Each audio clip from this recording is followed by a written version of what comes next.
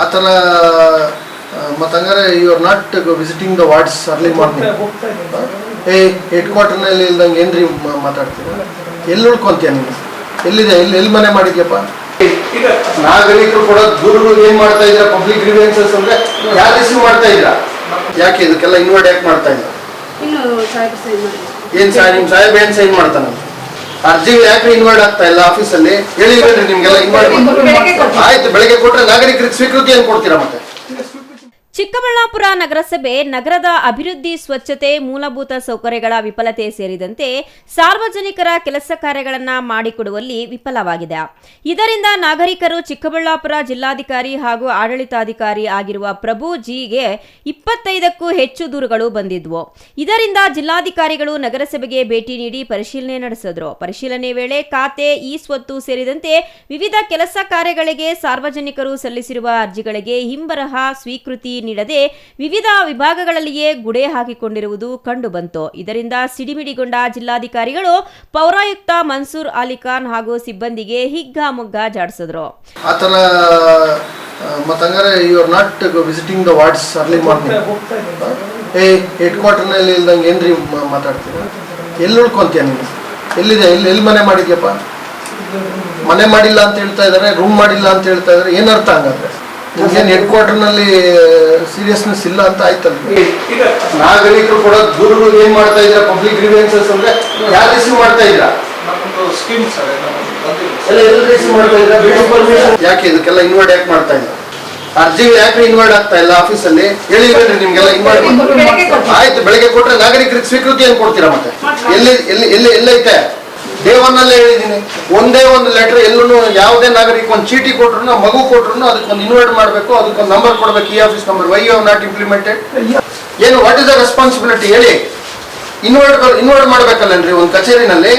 ಯಾವುದೇ ಸೆಕ್ಷನ್ ಬರಲಿ ಒಂದ್ ಕಡೆ ಇನ್ವರ್ಟ್ ಆಗ್ಬೇಕಲ್ಲನಪ್ಪ. ಮತ್ತೆ ಏನ್ ಮಾಡ್ತಾ ಇದ್ಯಾ? ಯು ಆರ್ ನಾಟ್ ಇನ್ವರ್ಟ್ ಆಗ್ತಾ ಇಲ್ವಲ್ಲ? ಹೆಂಗ್ ನಾಗರಿಕರಿಗೆ ಉತ್ತರ ಕೊಡ್ತೀರಾ? ಹೆಂಗ್ ಅವ್ರ ಸಮಸ್ಯೆಗಳು ಪರಿಹಾರ ಆಗುತ್ತೆ? ಹೆಂಗ್ ಈ ಸ್ವತ್ತುಗಳು ಮಾಡ್ಕೊಡ್ತೀರಾ? ಅಟೆಂಡೆನ್ಸ್ ಸೈನ್ ಹಾಕಿರಲ್ಲ, ಸುಮ್ಮನೆ ಬಂದು ಬೆಳಗ್ಗೆ ಸೈನ್ ಹಾಕೋದು ಹೋಗೋದು. ಅಧಿಕೃತವಾಗಿ ರಜೆ ಕೊಡಿ. ಅದೇ ಅಟೆಂಡೆನ್ಸ್ ಅಲ್ಲಿ ಹಾಕ್ಸ್ತೀರಾ? ನಾಗರಿಕರು ಅವ್ರು ಇದಾರೆ ಅಂತ ಇಲ್ಲಿ ಎಂಟ್ರಿ ಮಾಡಿಸ್ತೀರಾ, ಮತ್ತೆ ನಾಗರಿಕರು ಉತ್ತರ ಕೊಡೋರೆ. ಇನ್ನು ನಗರಸಭೆಯ ಸ್ವೀಕೃತಿ ವಿಭಾಗ, ಕಂದಾಯ ಶಾಖೆ, ಆರೋಗ್ಯ ಶಾಖೆ, ಪರಿಸರ ಶಾಖೆಗಳಿಗೆ ಭೇಟಿ ನೀಡಿ ಪರಿಶೀಲನೆ ನಡೆಸಿದ್ರು. ಯಾವುದೇ ಶಾಖೆಗಳಲ್ಲಿ ಸಮರ್ಪಕವಾಗಿ ಕೆಲಸ ಮಾಡುತ್ತಿಲ್ಲವೆಂದು ಹಾಗೂ ನಗರದ ಪ್ರಮುಖ ರಸ್ತೆಗಳಲ್ಲಿ ತ್ಯಾಜ್ಯ ವಿಲೇವಾರಿ ಮಾಡದೆ ಎಲ್ಲಿ ಅಂದರಲ್ಲಿ ಕಸದ ರಾಶಿಗಳು, ಪ್ಲಾಸ್ಟಿಕ್ ಬಾಟಲ್ಗಳು ತುಂಬಿಕೊಂಡಿವೆ ಎಂದು ಏನು ಮಾಡುತ್ತಿದ್ದೀರಿ ಎಂದು ಪರಿಸರ ಇಂಜಿನಿಯರ್ ಉಮಾಶಂಕರ್ಗೂ ತರಾಟೆ ತೆಗೆದುಕೊಂಡ್ರು. ಏನು ಕ್ರಮ ಬೇಕೋ ಅದನ್ನು ತಗೊಳ್ತೀವಿ. ಕರ್ತವ್ಯ ಲೋಪಕ್ಕೆ ಯಾರಿಗೂ ಸಪೋರ್ಟ್ ಮಾಡೋದಾಯ್ತು, ಯಾರನ್ನೂ ರಕ್ಷಿಸೋದಾಯ್ತು ಇಲ್ಲ. ಎಲ್ಲರೂ ಅವ್ರವ್ರ ಕೆಲಸ ಜವಾಬ್ದಾರಿಯುತವಾಗಿ ಮಾಡಬೇಕು. ಏನು ನ್ಯೂನತೆ? ನನಗೂ ದಿನಕ್ಕೆ 10-15 ದೂರುಗಳು ಬರ್ತಾ ಇದ್ದಾವೆ. ಡಿಸ್ಟಿಕ್ ಹೆಡ್ ಕ್ವಾರ್ಟರ್ನಲ್ಲಿ ಈ ಥರದ ಅವ್ಯವಸ್ಥೆ, ಈ ಥರದ ಕೆಲಸಗಳು ಆಗ್ತಾ ಇಲ್ಲ, ನಮಗೆ ಸಮಸ್ಯೆಗಳು ಜಾಸ್ತಿ ಇದೆ ಅಂತೇಳಿ ಅವನ್ನೆಲ್ಲನೂ ಕೂಡ ಕರಾರುವಾಕ್ಕಾಗಿ ನೋಡೋಕ್ಕೆ ಬಂದಿದ್ದೀವಿ. ಇವತ್ತು ನಮ್ಮ ಡಿ ಸಿ ಆಫೀಸ್ ಟೀಮು ಮತ್ತು ನಮ್ಮ ಪಿ ಡಿ ಅವರದ ಟೀಮು ಎಲ್ಲ ಇದೆ.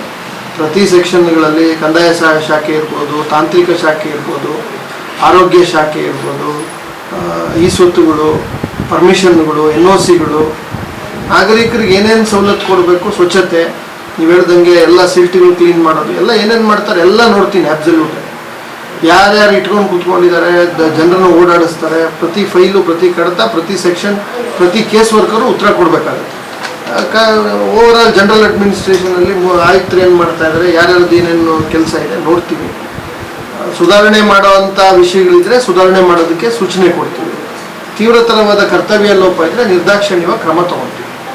ಇದು ಎಲ್ಲ ನಗರಸಭೆಗಳಿಗೆ, ಎಲ್ಲ ಗ್ರಾಮೀಣ ಪ್ರದೇಶಗಳಿಗೆ, ಎಲ್ಲ ರೆವಿನ್ಯೂ ಆಫೀಸರ್ಸ್ಗೆ ಎಲ್ಲರಿಗೂ ಅನ್ವಯ ಆಗುವಂಥ, ಎಲ್ಲ ಜಿಲ್ಲಾ ಮಟ್ಟದ ಅಧಿಕಾರಿಗಳಿಗೆ, ತಾಲೂಕು ಮಟ್ಟದ ಅಧಿಕಾರಿಗಳಿಗೆ ಅನ್ವಯ ಆಗುವಂಥ ಬಾಕಿ ಪಟ್ಟಿ ಮಾಡಿಸಿದ್ದೀವಿ. ಒಂದು ಕಡತ ಬಂದರೆ 30 ದಿನಗಳ ಒಳಗಡೆ ವಿಲೇವಾರಿ ಎಷ್ಟಾಯಿತು, 30 ದಿನ ಆದಮೇಲೆ ಎಷ್ಟಾಯಿತು, ಕರಾರುವಾಕ್ಕಾಗಿ ಪ್ರತಿ ವಿಷಯ ನಿರ್ವಾಹಕ ರಿಜಿಸ್ಟರ್ನ ಮೇಂಟೈನ್ ಮಾಡಬೇಕು. ಹೆಡ್ ಆಫ್ ದ ಆಫೀಸ್ಗೆ ಪ್ರತಿ ತಿಂಗಳು ಸಬ್ಮಿಟ್ ಮಾಡಬೇಕು. ನನ್ನ ಹತ್ರ ಎಷ್ಟು ಪೆಂಡಿಂಗ್ ಇಟ್ಕೊಂಡಿದ್ದೀನಿ, 30 ದಿನ ಆದಮೇಲೆ ಎಷ್ಟು ವಿಲೇವಾರಿ ಮಾಡಿದ್ದೀನಿ, ಅದು ಇನಿಷಿಯಲ್ ಆಗಿರಬೇಕು, ದೃಢೀಕರಣ ಆಗಿರಬೇಕು. ಯಾಕೆ 30 ದಿನದ ಮೇಲೆ ಇಟ್ಕೊಂಡಿದ್ದಾರೆ? ಪ್ರತಿಯೊಂದು ಕಡತನೂ ತರಿಸಿ ಇಲಾಖೆ ಮುಖ್ಯಸ್ಥರು ಯಾರು ಕುತ್ಕೊಂತಾರೆ ಅವರು ಅದನ್ನು ಪರಿಶೀಲನೆ ಮಾಡಿರ್ಬೇಕು. ಇವೆಲ್ಲ ಆಗಲಿಲ್ಲ ಅಂದರೆ ನಿರ್ದಾಕ್ಷಿಣ್ಯವಾಗಿ ಇಲಾಖೆ ಮುಖ್ಯಸ್ಥರ ಮೇಲೆ ಕ್ರಮ ತಗೊಳ್ತೀವಿ. ಅಷ್ಟು ಈಗ 40 ಇಲಾಖೆ ಈ ಆಫೀಸಲ್ಲಿ ಆಗಲೇ 32 ಇಲಾಖೆ ಈ ಆಫೀಸ್ ಆಗಿದೆ ಲಾಸ್ಟ್ 15 ದಿನದಲ್ಲಿ. ಈ ಆಫೀಸು ಒಂದ್ಸರಿ ಇನ್ನು ಹಾರ್ಡ್ಲಿ ಒಂದು ವಾರದಲ್ಲಿ ಇಡೀ ಜಿಲ್ಲೆಯ ಎಲ್ಲ ಇಲಾಖೆಗಳು ಎಲ್ಲ ULBಗಳು ಅಬ್ಸಲ್ಯೂಟ್ ಈ ಆಫೀಸ್ ಆಗುತ್ತೆ. ಒಂದು ಸಣ್ಣ ಹುಡುಗ ಬಂದು ಒಂದು ಚೀಟಿ ಕೊಟ್ಟರು ಎಂಟ್ರಿ ಆಗುತ್ತೆ, ಗೊತ್ತಾಯ್ತಾ? ಒಂದ್ಸರಿ ಎಂಟ್ರಿ ಆಗಿಬಿಟ್ರೆ ಅದು ತಾರ್ಕಿಕ ಅಂತಿಗೆ ಹೋಗ್ಲೇಬೇಕಾಗುತ್ತೆ. ಅವ್ರಿಗೆ ಎಂಡಾರ್ಸ್ಮೆಂಟ್ ಕೊಡಬೇಕು, ಇಲ್ಲ ಕೆಲಸ ಮಾಡಿಕೊಡ್ಬೇಕು. ಈ ಪದ್ಧತಿಯನ್ನು ಕರಾರುವಕ್ಕಾಗಿ ನಾವು ಮಾನಿಟರ್ ಮಾಡ್ತೀವಿ, ಗೊತ್ತಾಯ್ತಾ? ಸೊ ಈಗ ಅದನ್ನೆಲ್ಲ ಬುನಾದಿ ಏನಾಗಬೇಕು ಅದನ್ನೆಲ್ಲ ಬಿಗಿಗೊಳಿಸ್ತಾ ಇದ್ವಿ. ಈಗ ಕರ್ತುಗಳು ಏನು ಪೆಂಡೆನ್ಸಿ ಏನು ನಾನು ನೋಡ್ತೀನಿ, ಯಾಕೆ ಈ ಆಫೀಸಲ್ಲಿ ಮಾಡಿಲ್ಲ, ಯಾಕೆ ಇನ್ವರ್ಡಲ್ಲಿ ಎಂಟ್ರಿ ಮಾಡ್ಕೊಂಡಿಲ್ಲ, ಇವೆಲ್ಲವಕ್ಕೂ ಕೂಡ ಸಂಬಂಧಪಟ್ಟವ್ರು ಉತ್ತರ ಕೊಡಬೇಕಾಗುತ್ತೆ. ಇದು ಮೊದಲನೇ ULB ಸಮಗ್ರ ಪರಿಶೀಲನೆ ಇಡೀ ಜಿಲ್ಲೆನಲ್ಲಿ ಇರೋ 8 ಸ್ಥಳೀಯ ಸಂಸ್ಥೆಗಳಲ್ಲಿ. ಚಿಕ್ಕಬಳ್ಳಾಪುರ ನಮ್ಮ ಜಿಲ್ಲಾ ಕೇಂದ್ರ ಸ್ಥಾನ. ಇಲ್ಲಿ ಅನೇಕ ಎಲ್ಲ ಗಣ್ಯರು ಬರ್ತಾ ಇರ್ತಾರೆ, ಹೋಗ್ತಾ ಇರ್ತಾರೆ, ಇಡೀ ಆಡಳಿತ ಇದೆ, ಜನ ನಮ್ಮ ಕಚೇರಿಗೆ ನೇರವಾಗಿ ಬರ್ತಾರೆ. ಪಾಪ ಎಲ್ಲೇ ಬಂದರೂ ಜನಸಾಮಾನ್ಯರಿಗೆ ಸೇವೆ ಒದಗಿಸ್ಬೇಕಾಗಿರುವಂಥದ್ದು ನಮ್ಮ ಕರ್ತವ್ಯ ಇದೆ, ಸರ್ಕಾರದ ಅಪೇಕ್ಷೆ ಇದೆ. ಆ ನಿಟ್ಟಿನಲ್ಲಿ ಏನು ಉಪಕ್ರಮಗಳು ತಗೊಳ್ಬೇಕು ಖಂಡಿತವಾಗಿ ತಗೊಳ್ತೀವಿ. ಒಟ್ಟಿನಲ್ಲಿ ಜಿಲ್ಲಾ ಕೇಂದ್ರ ಚಿಕ್ಕಬಳ್ಳಾಪುರದಲ್ಲಿ ನಗರಸಭೆ ಇದ್ದು ಇಲ್ಲದಂತಾಗಿದೆ. ನಗರಸಭೆ ಆಡಳಿತ ವಿಫಲವಾಗಿದೆ. ಇದರಿಂದ ನಗರದ ಜನತೆಗೆ ಕೆಲಸ ಕಾರ್ಯಗಳು ಮಾಡಿಕೊಳ್ಳುವುದು ಕಷ್ಟ ಸಾಧ್ಯವಾಗಿದೆ. ನಗರಸಭೆಯಲ್ಲಿ ಭ್ರಷ್ಟಾಚಾರ ತುಂಬಿ ತುಳುಕುತ್ತಿರುವ ಆರೋಪವೂ ಕೇಳಿಬಂದಿದೆ. ಇನ್ನು ಸ್ವತಃ ಆಡಳಿತಾಧಿಕಾರಿಯೂ ಆಗಿರುವ ಜಿಲ್ಲಾಧಿಕಾರಿಗಳ ಸೂಚನೆಗಳಿಗೂ ನಗರಸಭೆಯಲ್ಲಿ ಬೆಲೆ ಇಲ್ಲದಂತಾಗಿದೆ.